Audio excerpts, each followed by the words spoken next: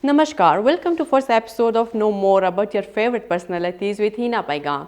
I always say if you have the will and the effort to be success, you will reach the pinnacle of success because our lives are made by our thoughts, not by a place of birth or relation.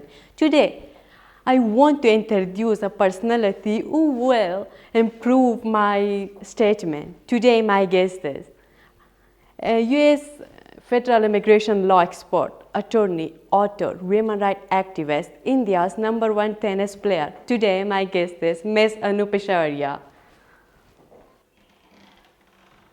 नमस्कार, आपका स्वागत है आज के episode में. Thank you so much. First of all, I would love to know about your childhood and adolescence. How did you spend your childhood and adolescence? My childhood was all spent in Delhi. So I was only about 8 years old or 7 or 8 years old when my sister got posted in Delhi, and she brought me from Amritsar to Delhi, and I moved here. And most of my life is spent playing tennis in different parts of Delhi, and then went on to the college, St. Stephen's College, Lady Shri Ram College. I was a tennis champion, India number one at that time. So I was traveling throughout the world playing tennis. And so all my childhood was spent around India Gate, running on Rajpath and playing tennis. And then from adolescence, it was just traveling around the world. So I played Wimbledon for India.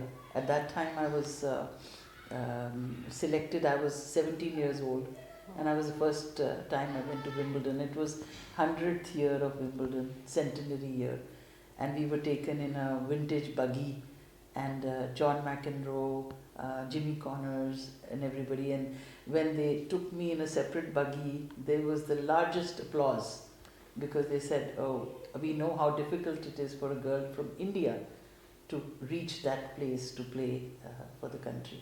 So my biggest dream was always to play for my country, to play for India. So whenever I used to win a medal or I played, international tournaments, whenever Indian flag would go up, that would be the ultimate for me. And I used to get thrills of playing tennis. And then I did English honours in St. Stephen's College in Delhi University. Then I did law from Delhi University. Before, of course, I went to America. But before I went to America, I practiced in the Supreme Court in Delhi. So I enjoyed my childhood thoroughly. Awesome. I'm grateful for having such a powerful lady with me. So I will, if you can say about Dr. Kiran Bedi, how was your childhood with your sister? My sister actually was always like a mother to me because the age difference was so much. So when she didn't have a daughter of her own, I was always the number one daughter. And I continue to be her daughter more than her sister. So we had a very close relationship. So I'm now close to 60 years of age. So I've known her for 60 years. So she still treats me like a 2-year-old. She still tells me what to do, what clothes to wear, where to go. Even though I became a lawyer and I was fighting her cases, she always used to tell me what to do. And for me, it's a blessing. She's a blessing. Exactly. There's nobody who can be more proud of anybody than your own family, your own sister, your own mother. Exactly. I think working in Supreme Court of other countries is still a big dream for many people. You tell us, how did you start your journey, like from Supreme Court of India to Supreme Court of United States? See, when I was in India, the Supreme Court always had I had a big dream. I started practicing here in 1983. So 1983, I saw a lot of corruption. It was terrible, the way women were treated, dowry deaths, victims. I used to go to Tihar jail and see that somebody is inside prison for picking a pocket of somebody for 100 rupees. But there was no lawyer who was willing to do a case free. I knew that they could not afford a lawyer if they are stealing 100 rupees. So to fight cases like that, I used to give me a lot of joy. And I wanted to defend girls who were victims of domestic violence. So many times I did a case where a girl was murdered and kerosene was poured on her, but Before dying, she was made to write a suicide note that I'm dying on my own. So when I fought cases for the brother of that girl or the father of that girl, I was very passionate about such cases. So I did hundreds of such cases. And some major cases which I did was challenging the ministers in India. Ministers were very corrupt in those days. I don't know if you remember, one of those startling cases was Uttarakhand, when there was a statehood. There was curfews in Muzaffarnagar, there were curfews in Dehradun, there was curfews everywhere. And that case hit the headlines. And no, that's not the case that I'm talking about. I'm talking about this case. The report alleges official connivance. Now, I don't know, there were close to 75 or 100 women who were raped. And they were raped in the sugarcane fields. And I was at that time the legal advisor to Government of India. I came after went into Uttarakhand area and got all these torn blouses of the women, got all their records, and they could not read or write, so they had given thumb impressions. So young girls were taken out of the bus, and the mothers tried to protect them by putting their own bindi on their head, saying they are married, so don't take them away. But still, they were raped by the police. At whose connivance was that? The chief minister, who was at that time, was Mulayam Singh Yadav. So it was, I had the courage to go in that area in Uttarakhand for 5 days without water, without food. We went to do those cases. And when I brought that whole evidence into Delhi, the next day I heard that the press conference is cancelled. So I was very stunned, and that is when I approached the Supreme Court with the evidence. And the rest is history. The women got justice, but nobody can repair the damage. Exactly. So these kind of cases is where I used to fight for justice. And some other cases, there was one such case where Rajiv Gandhi Foundation Director General they were procuring girls from Benares, and they were giving them houses to stay, etc., and they were being repeatedly raped. So those kind of cases where there was no money coming from anywhere, but there was justice to be done, I used to fight for those kind of cases. And then murder trials, there was a murder trial, a couple of serious murder trials.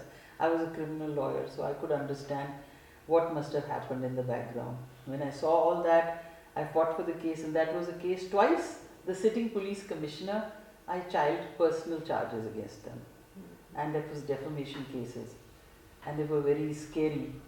So when I used to work in the legal profession, people used to say, "Aapko 6 inch chota kar denge, 6 inch chota kar denge." So I used to never know what is 6 inch.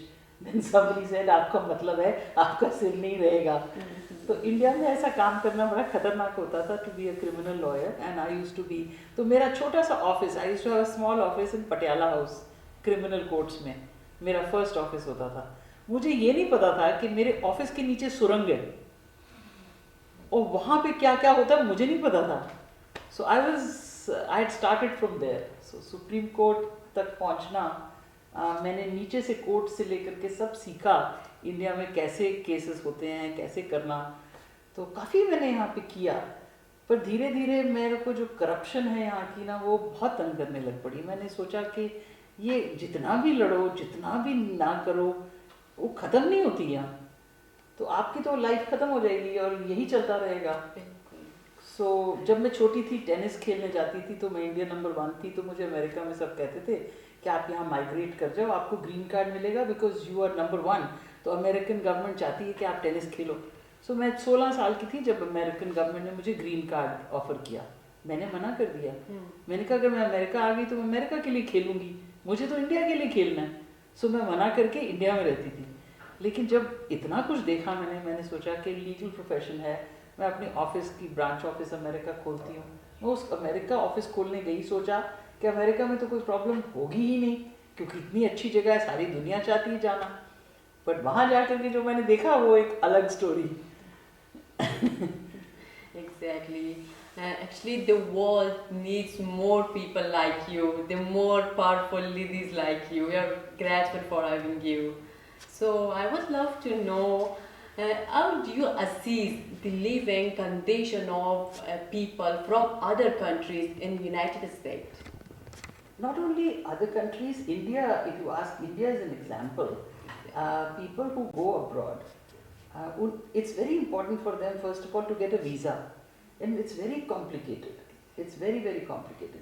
So if you know engineers who go from India, it takes them 15, 20 years to get a green card. Even now they're in queue. So the system is so complicated that to understand that system is very hard. Meanwhile, what happens to them? For example, let me give you the example of a H1B. Engineers who go there, their wives are on a non-working visa, which is called H4. So they cannot drive because they won't get a driving license also because they don't have a work permit. So when you are living in that condition, so many years, you're going to get into depression. So the women get into a depression, then they fight with each other, their husbands, their children, and it causes more and more domestic violence. So underbelly in America also, it may look very nice from the outside, but inside there is chaos, there is domestic violence, there is unhappiness. That's what happened to me when I went to the Gurdwara, and I was just sitting and there were women which were huddling up close together and whispering in each other's ears, and I was wondering what they were whispering, and they were telling stories of these kind of cases. And that's what prompted me, in fact, to write books and bring awareness of people towards the condition of those women. You know, that is what I saw when I went there. Awesome. So I would love to talk about last meeting of President Joe Biden and Prime Minister Narendra Modi ji. What do you think about the last meeting of Prime Minister Narendra Modi and President Joe Biden? How useful it could be for both countries? It's very, very important that both the countries continue a dialogue and meet each other, support each other, because India is a leader in so many things today. It is a leader, say for example, your vaccination, the COVID vaccination.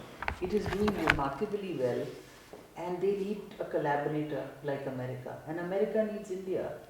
It is a time for us to really collaborate. But we need a very strong body there in America which looks after the needs of Indians there. Engineers go there, nobody cares for them. They contribute to the US economy. So many new developments, so many new things are done in America.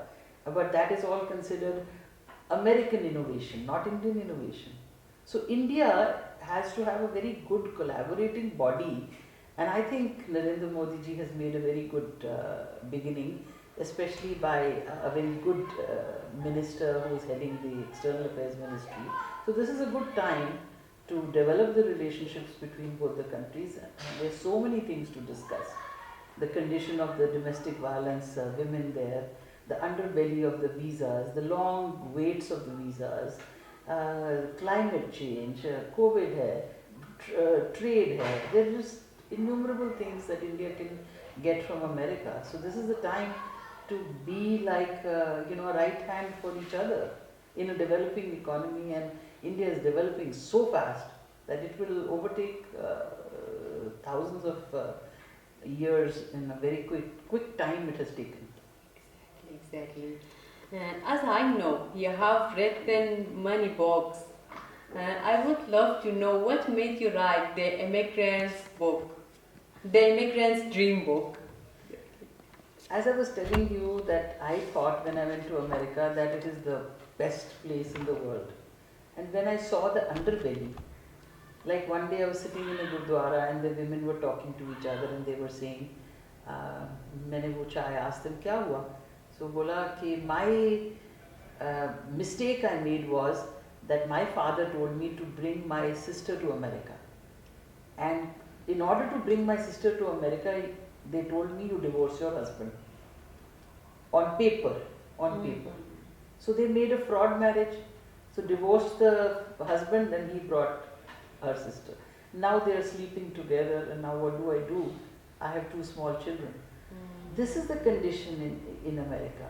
they use marriage, they use some bad tactics to come there, and that comes in their way later on. So I saw that people have a dream to go to America, and to satisfy that dream, they don't understand what is immigration, what is the right way. Now I'm an immigration lawyer. I've done 40 years of practice as an immigration lawyer. I know the right ways of going to America. Why do you want to use the wrong ways? These wrong ways are which put you into bad condition. Now also what is happening in America, there is a farmers agitation in India. They are using farmers agitation. So farmers agitation, we are being beaten in India, so give us asylum in America. This is incorrect. You should not bring your own country in a bad light just to get yourself a green card. This is wrong. In my way, I do not take any wrong case like this. How much ever money they may offer me. Because I know the conditions in America, in India. Nobody is meeting them. Nothing is happening, but they will create evidence. And then they will make use of that evidence. So there are some people in America who are misusing the system, and this system also should stop. So I would urge the Indian government to take strict action against people who are doing such things. And they should liaison with the Department of Justice in America so that people should not take false asylum and ruin the reputation of our country, of India. Anuji, जैसा कि हम देख रहे हैं बहुत सारा Indians interest देते, उनका रुचि अमेरिका जाने के लिए. तो I would love to know how is the life of Indian people, specially Indian women in United States? That's such a good question. I used to see when I became the legal advisor to Government of India, उससे भी बहुत पहले 10 साल मैंने Indians का हालत देखा हुआ. इंडियंस का हालत क्या होता है कि सॉफ्टवेयर इंजीनियर से शादी करना है, अच्छा तो $200,000 का डाउरी दे दो. तो डॉक्टर से शादी करना है तो $500,000 का डाउरी दे दो, क्योंकि वो ज़िंदगी भर वहाँ पे आपको खिलाएगा, तो आपको तो डाउरी दे करके अमेरिका जाना है. सो इट्स लाइक अनफॉर्चुनेटली यहाँ पे लड़कों को बेचने के लिए कि हमने अपने बच्चे को अमेरिका भेजा, तो उसके लिए ये कीमत है हमारी. सो कई पेरेंट्स यहाँ दे देते हैं और फिर कोई इंक्वायरी नहीं करते कि वो लड़का पहले से शादीशुदा है या नहीं है. सो शादी तो is such a bad way of going. मेरे को तो कोई लड़की आके पूछती है कि मेरे को अमेरिका जाना है and I want to get married, तो मैं उसको बोलती हूँ कभी भी शादी के वीज़ा पे नहीं जाना. अपने वीज़ा पे, अपने बलबूते पे, चाहे पढ़ने जाओ, चाहे एम्प्लॉयमेंट के बेस पे जाओ, चाहे किसी और. मेरे को इतने वेज आते हैं भेजने के लिए अमेरिका, तो आपको ये रास्ता क्यों चुनना है? और वहाँ जाकर के लड़के को देखो वेदर ही इज़ मैरिड और नॉट, या उसकी वेरिफिकेशन कराओ. जैसे मैंने एक केस किया, एक लड़के ने कम से कम 3 शादियाँ की. कितने लोग हैं ऐसे?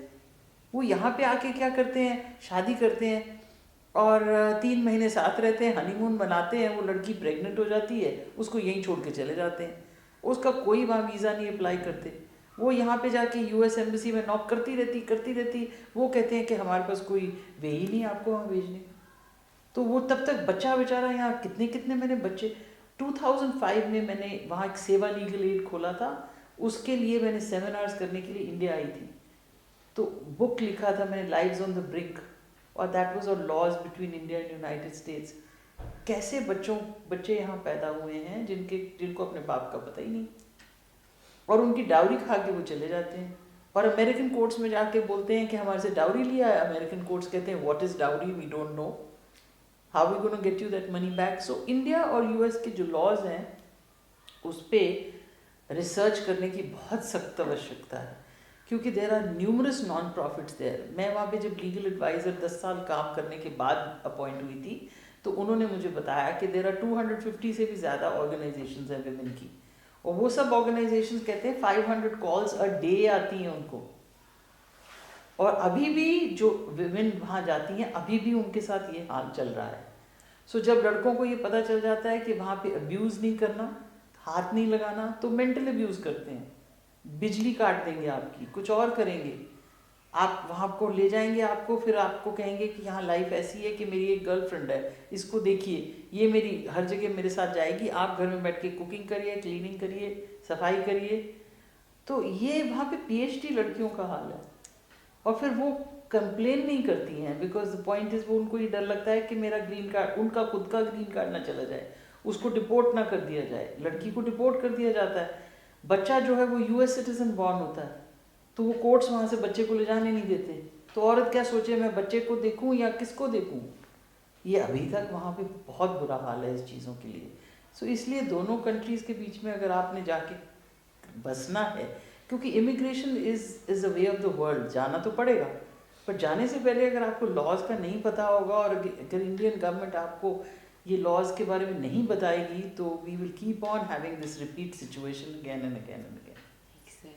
And 90% of the cases go unreported. So there is a lot of damage going on. And this is not only to Indian government, this is to many people from across the world. क्योंकि वहाँ पे laws, they are not going to go by cultural law. आप यहाँ पे divorce अगर woman नहीं चाहती है तो she won't get it for years.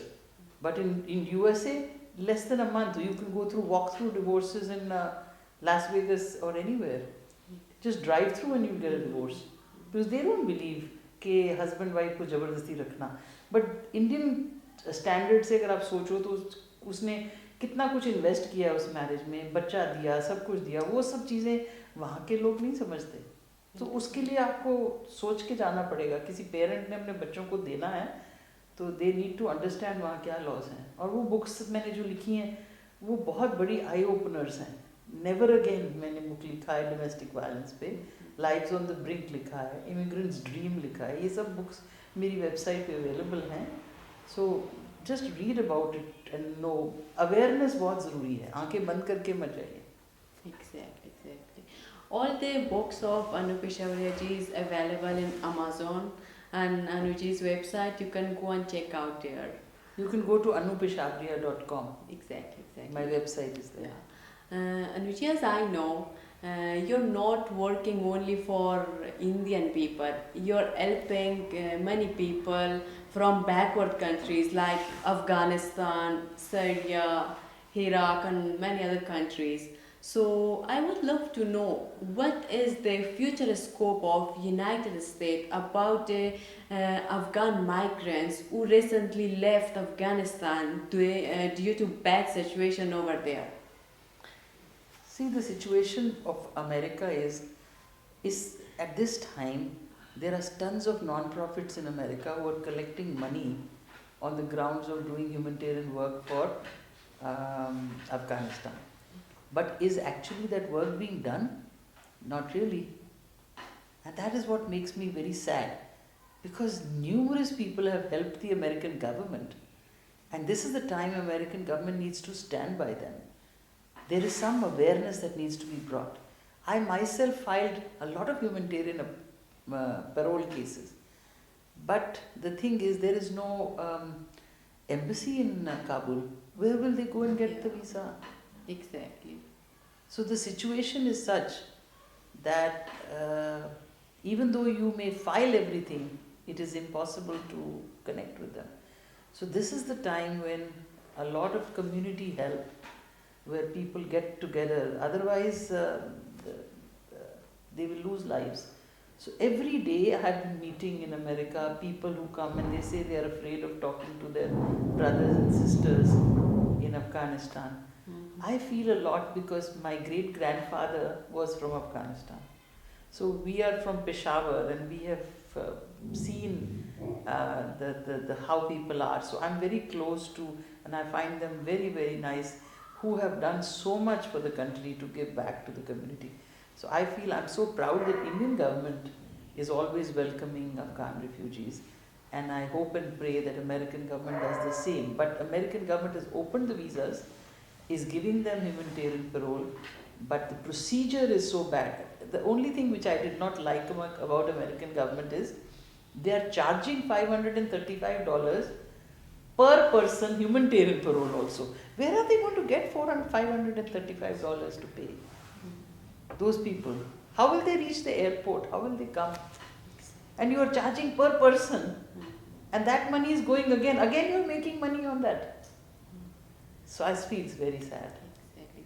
Anuji, बहुत सारा लाइक बैकवर्ड कंट्रीज से जो लोग हैं उनका केसेस लाइक 5 साल, 10 साल, 20 साल से पेंडिंग Pending है। है। तो मतलब आप अब क्या सोचती है इसका क्या होगा, कब तक लोग वहाँ पे एज लाइक उनके पास कोई भी डॉक्यूमेंट नहीं है, बस उनको यूएस एक परमिशन देता है, वर्क परमिट, और वो लोग टैक्स देते हैं, तो इसमें अमेरिका का बहुत ज़्यादा बेनिफिट है। बट लोगों को ये बात पता नहीं है, वो लोग वहाँ पे टाइम स्पेंड करते हैं, पर एंड पे हो सकता है उन्हें वहाँ से निकाल दे। तो आप इस बारे में क्या बोलेंगे?